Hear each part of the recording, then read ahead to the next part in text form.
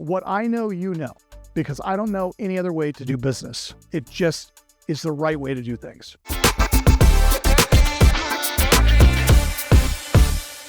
This question is from Michael. When talking with a note seller for the first time, should you offer what they're asking for the note right out of the gate to get the LOI signed, knowing that doing your due diligence may impact the price that you should have paid? Or is it best to get the documents required and submit it to Secured Investment Corp to see if you get a realistic number?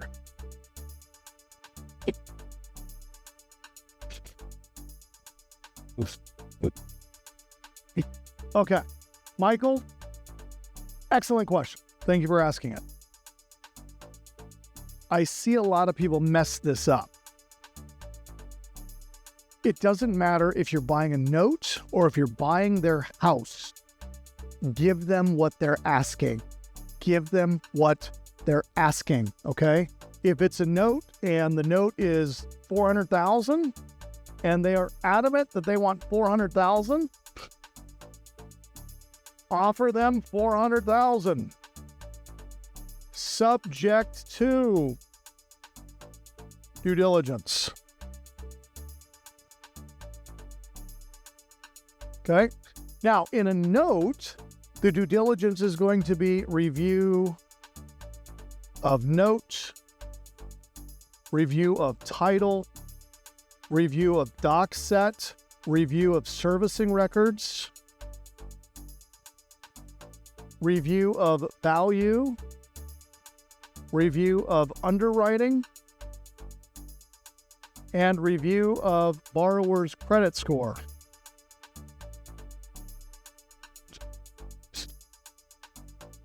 Okay, so in a note transaction, Michael, the reason they're asking $400,000 is because they lent $400,000, and people in the note world, especially people that don't live in the note world, they think that the note world is similar to the real estate world, and it isn't. Because in the note world, you have a declining value. Because every time a homeowner, if we're buying a note that's a 30-year mortgage, and they have been paying for the last 60 months, we're not buying a $400,000 house. We're buying a note that was written at $400,000 that after 5 years, they only owe $360,000. They've paid the principal down $40,000 over the last 60 months. So now in the next 25 years, the note value is going to go down. Every single month they make a payment, the value goes down. Now, most people, when they originate and they do seller financing, they do not put in things that increase the value of the note. Things like an acceleration. Okay? Acceleration. So if you pay this note off within 60 months or sooner, you're going to pay a 3% penalty. This is what's called a prepayment penalty. They don't put in a balloon.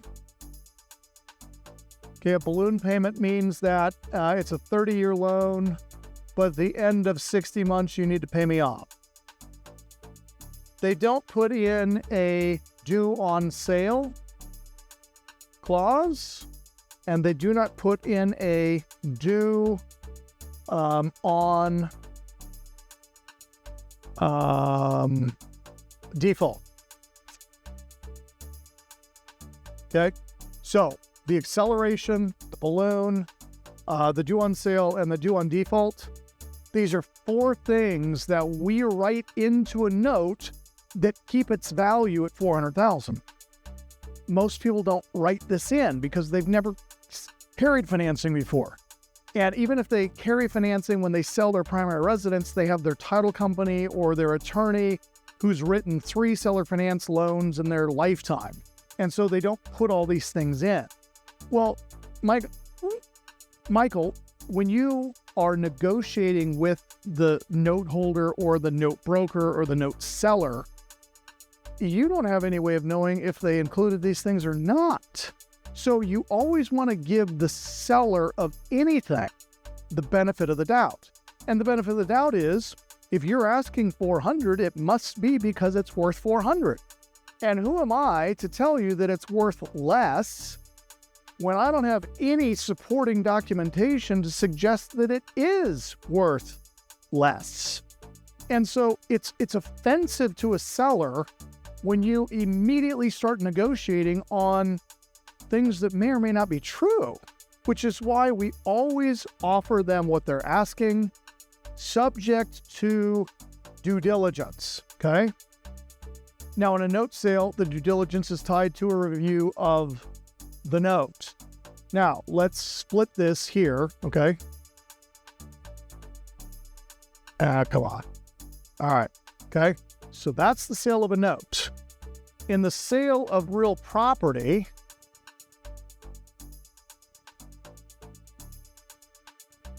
they're asking $400,000. We offer them $400,000, subject to third-party license inspection.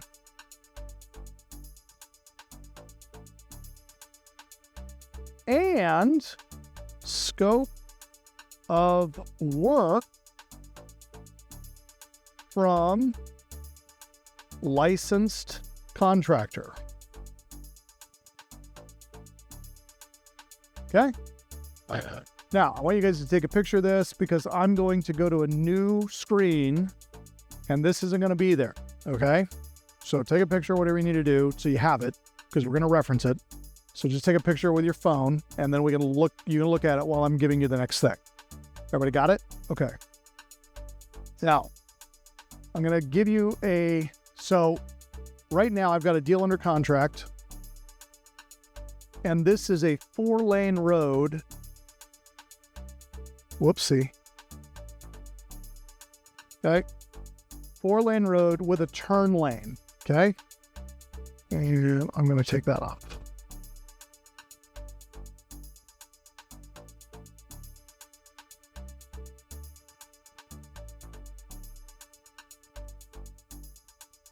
It runs against another 4-lane road.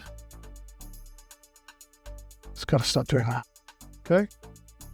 Now, on this side of the road is a Maverick.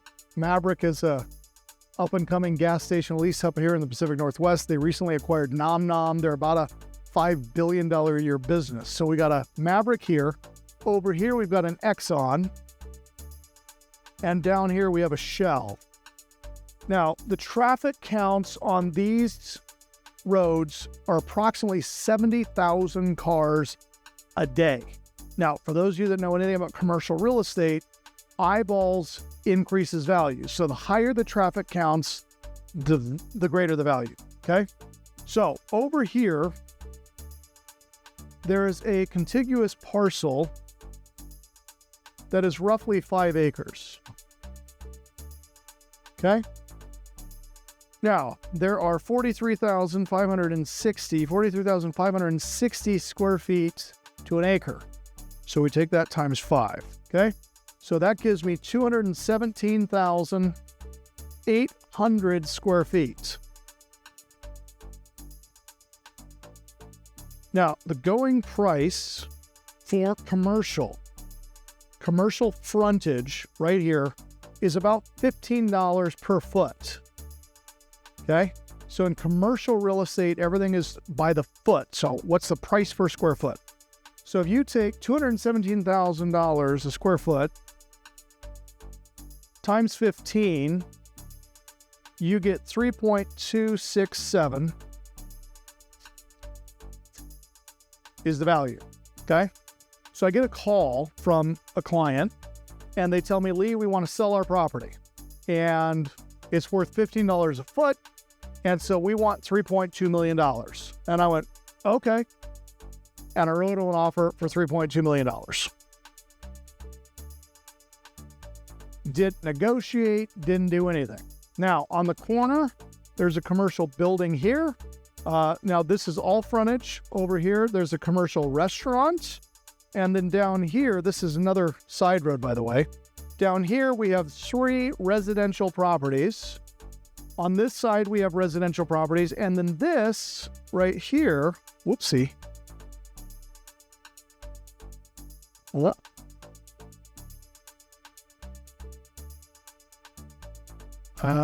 did I do? Come on, expand. Expand. The blue box is what we go with. So it's a second. Whoopsie. There you go.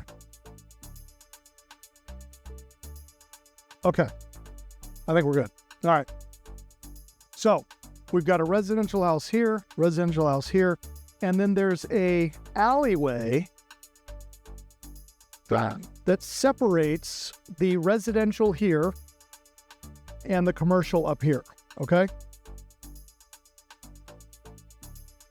Now, I go into this deal hoping, because this is what they told me, that this house could be eliminated, this house could be eliminated, this house could be eliminated, and the city would eliminate the alley, which gives me 5 commercial acres, which is worth a lot of money, okay?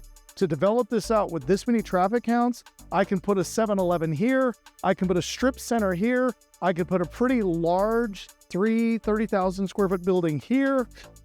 Big money, okay? So I hire a surveyor to go out there, and I hire a property inspector. So the property inspector does an inspection of this commercial building and discovers that it needs about $75,000 worth of repair. He does an inspection on the restaurant, and we determine that the restaurant needs $225,000 in rehab. The surveyor discovers that the city is not going to eliminate the alley. They will not let us use that. So all of this square footage cannot be used, and they will not apply this commercial zone to this residential property, which means these homes, which all need $75,000 worth of repair, worth $300,000. Okay? So now, if we take $300,000 times 70% minus rehab, and that is the formula, you guys, to know exactly what you can pay for a piece of real estate. Take $300,000 times 70% minus the rehab of $75,000 per house. We can pay $135,000 for the homes. Okay? The other problem is that with the acreage that these residential properties sit on the alley, we only have 3 acres of commercial square footage left. So if we take 3 acres times 43,560, we have 130,000 square feet at $15 a foot. The acreage is worth $1.96 million. Okay, so we take the commercial value, 1.96. Okay, we run our same formula times 70% because we don't pay value. So we take 1.96 times 0.70 minus the rehab of the building and the restaurant, which is $300,000, which means I can pay $1,072,000, and then $135,000 for the houses, which is $405,000, and I'm at a 072,000. So my offer now is $1,477,000. That's my offer. Okay. Now, who asked me this question? This This is Michael. Okay. Michael, what would have happened if, when the homeowner came to me originally, it's $3.3 million value, I went, no, you're crazy. I don't believe that that's going to be commercial. I believe the city is not going to allow that. And you can't build in an alley. That's not possible. And your houses, those houses are garbage. And that commercial building is a piece of junk and it needs a lot of work. And that house, I'm probably just going to have to rip it down. Okay, this is what a lot of real estate investors do. The minute they hear that price, they immediately go into attack mode and they start telling the seller that the property is a piece of garbage. No seller wants to hear that their property is a piece of garbage from you, you opinionated jerk, who are basing all of that on nothing. Okay? Now, you're not a jerk, Richard, Michael. I'm just saying, to an investor who tries to negotiate without any professional evaluation, you're a jerk because you're tearing down the value simply to get a better deal. I'm trying to, maybe one of you guys can Google this. The first person to find it wins. But there's a verse in the Bible, I want to say that it's in Proverbs, and it says, it's no good, says the buyer, then goes off and boasts about the purchase. See, even the Bible is telling you to offer full price of whatever they're asking because it's wrong to boast about a good deal when you got it by being untruthful, okay? The reason this works and works so effectively, my opinion is completely absent from the conversation. Now, here's what I said, because this is an estate-owned property. There's 5 kids involved in it. And I said, look, I like your location. You've got great frontage, and if everything checks out, your property is worth every dollar of that $3.267 million. Give me 90 days. And this is what I told him. I said, give me 90 days. I will invest the money to get the professional survey, to get the professional property inspection, to go down and meet with the city, and I will assemble all of my findings, and I'll bring all of you back here, and I will present to you what I can do. Now, this meeting is happening next week, so this is a real live deal, okay? And when I sit down with them, I'm going to show them the surveyor's notes, the city's notes, the fact that this cannot be changed to commercial, the fact that this alleyway cannot be incorporated into the larger volume, and the fact that this $15 a square foot only applies to the 3 acres of the 5-acre parcel. Then I'm going to show them my map. I'm going to say, look, here's my scope of work for my contractor. And my contractor, this is what we call an SOW, by the way. My contractor says that this building needs $75,000 worth of work. Here's the contractor estimate. He says that this building needs $225,000 worth of work. Here's the contractor estimate. He tells me that each one of these residential properties needs $75,000 worth of work. Here's the estimate.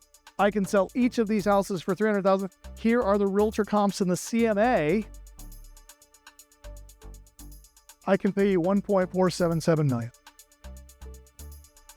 And what I told him 90 days ago, I told him, look, you guys, if you don't like the offer that I can give you legitimately after I do all of my research, if you don't like my offer at all, I will put this property on the market for $3.267 million.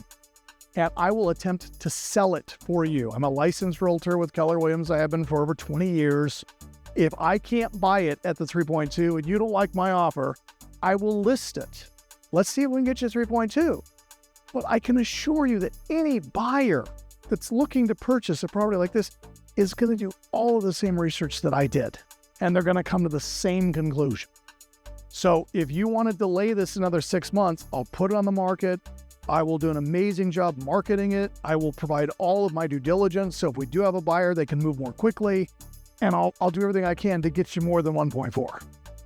But if after 6 months, we haven't even gotten an offer higher than 2.2 or 1.8, could we go back and revisit my offer? All I ask is if you do get an offer higher than mine, you give me what's called the right of first refusal. Now, right of first refusal, what that means is if you get an offer for 1.8, I have 30 days to match it. Because if somebody comes in and is willing to pay 1.8 when I could only pay 1.477, maybe they know something that I don't know. Maybe they uncovered a rock that I hadn't thought to look over. So I want to have an opportunity to buy it. But if they don't get any offers for $1.8 million, then that 1.477 is the best offer they got, and I will buy it, and they won't have to pay any real estate agent commissions. Do you guys see how we got here? Okay.